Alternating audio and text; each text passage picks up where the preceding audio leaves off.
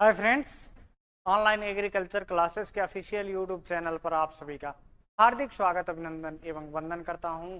आज के इस सेशन में हम लोग जिक्र करने वाले हैं Uttar Pradesh combined of agriculture and technology entrance test की जो काउंसलिंग वर्तमान में जो काउंसलिंग चल रही है। काउंसलिंग क्या होता है, इसी से सीट आपकी निर्धारित होती है कि कहाँ पर आपको सीट मिलेगी। क्या मैं कराऊँ या नहीं कराऊँ, इस बात पर हमको काफ़ी मतभेद है। कृपया करके सर आप इसको हमको कंफर्म करके बता दीजिए। और इसमें देखिए, रैंक लाना कोई बड़ी बात नहीं होती है। रैंक लाना बड़ी बात नहीं होती है, बशर्ते काउंसलिंग कराना एक सही मैनर, सही पद्धति में कराना, ये बहुत बड़ी बात है। काफ़ी लोग ऐसे हैं जो काउंसलिंग को नहीं समझ पाते हैं, क्या चीज़ है, कैसे होता है, कब कब क्या क्या करना है, कब डॉक्यूमेंट अपलोड करना है, कब रिजल्ट आएगा, कब चॉइस लॉक करना है, कब रजिस्ट्रेशन फीस करना है, कितना रजिस्ट्रेशन फीस करना है।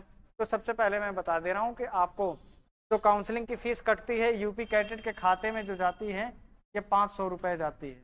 प्रत्येक काउंसलिंग का, जितनी काउंसलिंग कराओगे उतनी बार आपको 500 रुपये का पेमेंट करना पड़ेगा, ठीक है। और मेन, और जैसे कि मान लीजिए आप सभी लोगों को पता ही होगा कि हम स्वयं पर्सनल काउंसलिंग करा ले रहे हैं। जो स्टूडेंट इच्छुक हैं, कराना चाहते हैं, तो आप इसको नीचे दिए गए इंस्टाग्राम आईडी पर आप संपर्क करिएगा। यहाँ से आपको सारी जानकारियाँ मिल जाएंगी और हम आपको काउंसलिंग में सक्षम प्रयास करा के कहीं ना कहीं सीट सुनिश्चित करा देंगे, ठीक है। अब आइए, उससे पहले एक जानकारी मैं दे दूं कि एकलव्य एग्रीकल्चर एकेडमी हमारे संस्थान की तरफ से आपको MSc AG और BSc AG, BSc एग्रीकल्चर और MSc एग्रीकल्चर सभी एलाइड सब्जेक्ट का ऑनलाइन ऑफलाइन बैच स्टार्ट हो चुका है। हमारा मोबाइल नंबर ये है, नीचे दिया हुआ है, इस पर आप संपर्क करना चाहते हैं, जिस भी बैच को लेना चाहते हैं, इनरोल करना चाहते हैं, आप उसको कर सकते हैं। ऑनलाइन की फीस है 2499 रुपये, यूजी की, पीजी की है 4999 रुपये। आप किसी भी फीस को 2 शिफ्ट में जमा कर सकते हैं, ठीक है। ये हमारा मोबाइल नंबर दिया हुआ है और प्ले स्टोर से आपको एप्लीकेशन पर सारी जो शैक्षणिक कार्य होगी ये एप्लीकेशन पर होगी। और देखिए, आपके CSA यूनिवर्सिटी के जो प्रोफेसर आपके यूपी कैडेट के पेपर बनाने वाले हैं, वही प्रोफेसर हमारे कोचिंग संस्थान में पढ़ाने वाले, ठीक है। तो इस बात को आप लोग विशेषता ध्यान रखिएगा। यदि आपका कोई छोटा भाई तैयारी करना चाहते हैं तो जो पेपर बनाएगा वही हमारे वहाँ पढ़ाएगा। तो अब आगे की आप लोग समझाने की कोशिश मेरे हिसाब से नहीं है, ठीक है। बाकी आप लोग समझ जाइएगा। हमारी जो संस्था है काकादेव कानपुर में है। अब इसमें ये 3 क्वेश्चन में बहुत ज़्यादा मैक्सिमम देख रहा हूँ कि मेरी डिग्री नहीं है। नहीं है का मतलब ये है कि मेरी डिग्री 7वें सेमेस्टर की अभी पूर्ण नहीं है, कहीं 8वें की नहीं पूर्ण है, 7th का रिजल्ट अभी तक नहीं आया, या फिर 7th का आ गया तो 8th का फंसा हुआ है। तो क्या मैं काउंसलिंग कराऊं या ना कराऊं, क्या मेरी काउंसलिंग कराना उचित है या नहीं है। तो देखिए, यदि आपका 7वें का नहीं आया तो फिर आप बिल्कुल बाहर हैं, दूर दूर तक यूपी कैडेट को भूल जाइए। यदि आपका 7वें का आ गया है, 8वें का आपका पेंडिंग है, पेंडिंग है इन द सेंस ये है, यदि 15 जुलाई तक आपका आ जाए, 15 जुलाई तक यदि आपका आ जाता है तो फिर आप फर्स्ट काउंसलिंग में पार्टिसिपेट करिए।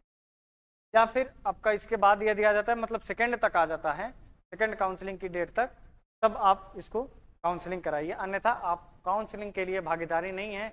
आपका जो 500 रुपये का चालान है वो वेस्ट होगा। वो आपका मतलब वेस्ट का, अगर आप ज़बरदस्ती उसमें घुसना चाहते हैं यूपी कैडेट काउंसलिंग में, तो 500 रुपये आप कटा सकते हैं, कोई दिक्कत नहीं। लेकिन जो लीगल प्रोसेस है, यदि डिग्री नहीं तो आप काउंसलिंग में पार्टिसिपेट ना करें। चाहे तो आप यूपी कैडेट के हेल्पलाइन पर आप कॉल करके पूछेंगे तो वो भी यही कहते हैं कि आप एलिजिबल नहीं हैं। क्यों नहीं एलिजिबल हैं? एक समय पर आप 2 संस्थान में एडमिशन नहीं ले सकते। कहीं से पास आउट होना चाहिए, तभी आपको अग्रसर एडमिशन मिलेगा, ठीक है। अब दूसरी बात आइए, दूसरी बात यह है कि दूसरा कमेंट ये है, TC ट्रांसफर सर्टिफिकेट या माइग्रेशन सर्टिफिकेट, ये दोनों सर्टिफिकेट हैं। और फिर साथ में कैरेक्टर सर्टिफिकेट, ये चीज़, 2 चीज़। किसी के पास PDC नहीं है, चलिए PDC नहीं है, PDC यदि नहीं है, 8 का मार्कशीट आ गया, मतलब नेट कॉपी भी है, तो आपका काम चल जाएगा, एडमिशन हो जाएगा, ठीक है। TC यदि नहीं है, माइग्रेशन नहीं है, तो क्या होता है, इसकी जगह पर आप हेल्पलाइन पर बात करिए, यदि वे एलिजिबल करते हैं तो आप एफिडेविट बनवाइए, नहीं तो कोई दिक्कत नहीं। अन्यथा की जानकारी मैं दे दूं कि टीसी माइग्रेशन ना रहने पर डॉक्यूमेंट रिजेक्ट हो जाता है। ठीक है, उनसे कहेंगे तो वो कहते हैं कि रजिस्ट्रार से बात करो, रजिस्ट्रार से बात करना कोई हलवा नहीं है। तो आप चाहे किसी भी यूनिवर्सिटी के सेकेंड बड़े उच्च अधिकारी से बात करना कोई बड़ी बात, मतलब बहुत बड़ी बात होती है, इतना आसानी से बात नहीं होती है, तो बात नहीं हो पाती है। इसलिए मैं ये कहना चाहूँगा कि 15 जुलाई के पहले यदि फर्स्ट काउंसलिंग में आप पार्टिसिपेट करते हैं तो कैरेक्टर सर्टिफिकेट और माइग्रेशन सर्टिफिकेट दोनों आपके पास होना चाहिए। पीडीसी नहीं है, 8 सेमेस्टर का मार्कशीट है, चल जाएगा, कोई दिक्कत नहीं। ठीक है, यदि इसके अलावा आय जाति निवास नहीं है, आय जाति निवास कब के होनी चाहिए, 1 जनवरी 2023 के बाद का होना चाहिए। अब जो EWS वाले हैं कैटेगरी सर्टिफिकेट जो अपना लगाएंगे आप लोग, तो वो देखिए अप्रैल के बाद नया सत्र जारी हो जाता है, तो नया सत्र का बनवा लीजिए, 5-6 दिन में बन करके आ जाता है। ठीक है, अभी जो लोग नहीं बनवाए हैं तो बनवा लीजिए, अभी टाइम है आपके पास, 15 तारीख तक। MSc वालों की बात मैं कर रहा हूँ। ठीक है, और BSc वाले में तो BSc वाले में लगभग सभी स्टूडेंट के पास TC मार्कशीट सब कुछ आ गई होगी। ठीक है, ये दिक्कत सबसे ज़्यादा आ रही है MSc मास्टर्स की डिग्री में। अब मास्टर्स के लिए TC कैरेक्टर दोनों एलिजिबल यदि नहीं है, आपके पास नहीं है उपलब्ध, तो आप इसको भूल जाइए कि काउंसलिंग में पार्टिसिपेट करना चाहिए। ठीक है, अब इसमें आइए नॉट क्वालिफाइड है तो क्या करें। यदि आप इसमें यूपी कैडेट में ऑल ओवर रैंक में नॉट क्वालिफाइड हैं तो क्या आपको एडमिशन मिलेगा या नहीं मिलेगा। तो नॉट क्वालिफाइड के लिए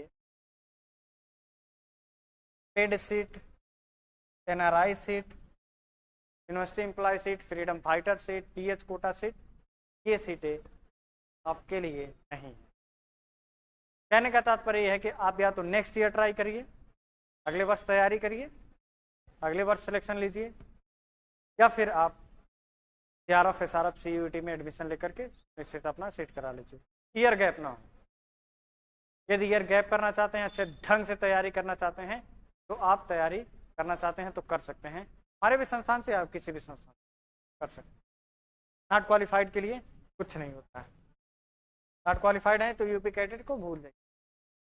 अब बशर्ते इसमें MTech की बात करेंगे तो MTech में फर्स्ट रैंक पर नॉट क्वालिफाइड दे दिया है। फर्स्ट रैंक MTech के जो MTA वाले ग्रुप के स्टूडेंट हैं उनका फर्स्ट रैंक पर नॉट क्वालिफाइड दे दिया, तो क्या उनके लिए सीट नहीं है? उनके लिए सीट है। यदि आप ज़बरदस्ती काउंसलिंग कराना चाहते हैं तो आप इसमें ज़बरदस्ती काउंसलिंग करा सकते हैं, लेकिन इसमें एलिजिबल आप नहीं हैं।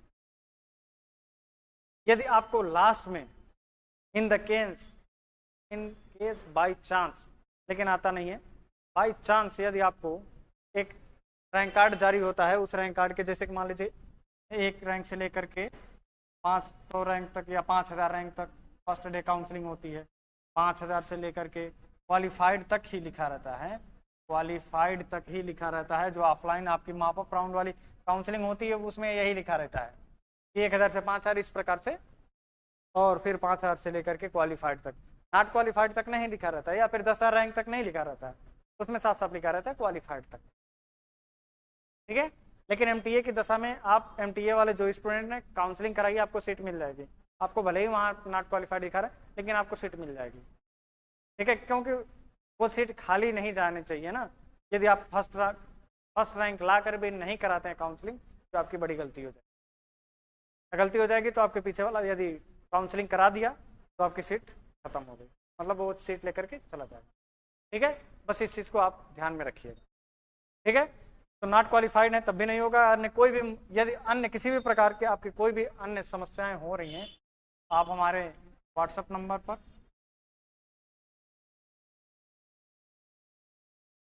संपर्क करिएगा, या फिर आपको पर्सनल काउंसलिंग कराना है या फिर कोचिंग करना है तो आप किसी भी माध्यम से कोई भी जानकारी आपको चाहिए, या फिर किसी भी इंस्टीट्यूट में जाना चाहते हैं तो क्या बेस्ट है नहीं बेस्ट है, इस चीज़ को जानकारी के लिए आप यहाँ पर मोबाइल नंबर पर आप संपर्क कर लीजिएगा, सारी जानकारियाँ आपको यहाँ से प्राप्त हो जाएगी। ठीक है, बस आज का सेशन यहीं पर समाप्त करते हैं। इतना ही, यही आपको छोटी सी जानकारी देनी थी और यही मूल जानकारी है। बाकी अगले एपिसोड में मिलते रहेंगे, सारी जानकारियाँ आपको देते रहेंगे नेक्स्ट वीडियो में किसी नेक्स्ट टॉपिक के साथ। तब तक के लिए जय हिंद,